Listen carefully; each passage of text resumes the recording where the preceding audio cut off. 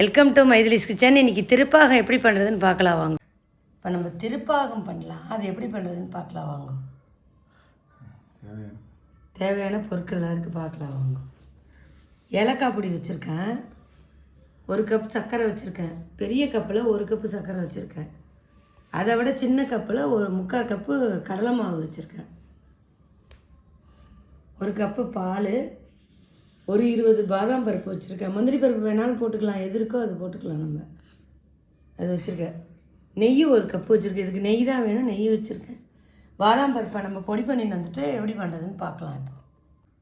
இப்போ பாதாம் பருப்பை பொடி பண்ணியாச்சு, எப்படி பண்ணுறதுன்னு பார்க்கலாம். இப்போ நம்ம நெய்யை ஊற்றிக்கிறேன். இப்போ நல்லா கொஞ்சம் நல்லா சூடு வந்தோன்னே இதை போட்டுடலாம்.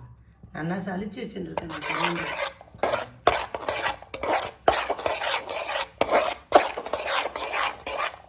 இப்போ இந்த பொடி பண்ண பாதாம் பருப்பையும் அதிலே போட்டுக்கலாம்.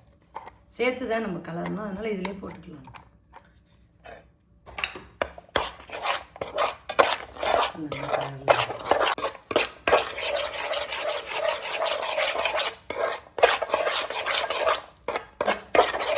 உதிரி உதிரியாக வரணும், அது வச்சு நம்ம கலரணும்.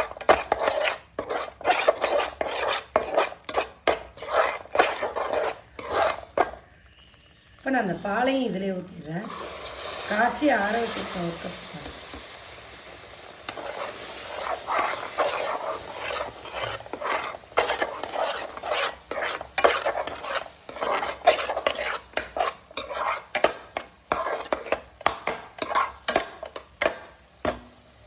இது ரொம்ப நல்லா இருக்கும், பண்ணி பார்த்துட்டு எல்லோரும் சொல்லுவோம் கமெண்ட்டில் எப்படி இருக்குன்னு.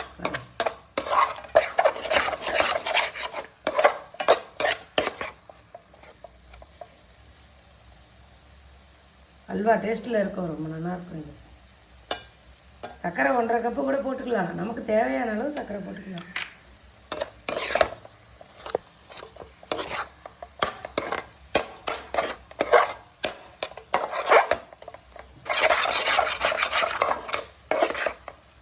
ஒரு 2 நிமிஷம் சர்க்கரை போட்டுக்கலாம். முந்திரி பருப்பு இருந்தால் அது போட்டுக்கலாம், என்னடா முந்திரி பருப்பு இல்லை, அதனால நான் பாதாம் பருப்பு போட்டுக்கலாம். சர்க்கரை போடுறேன். இப்போ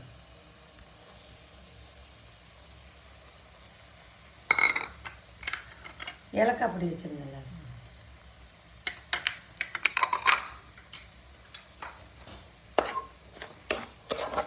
இது முதல்ல ஊற்றின நெய் தான், அப்புறமா நெய்லாம் வேண்டாம்.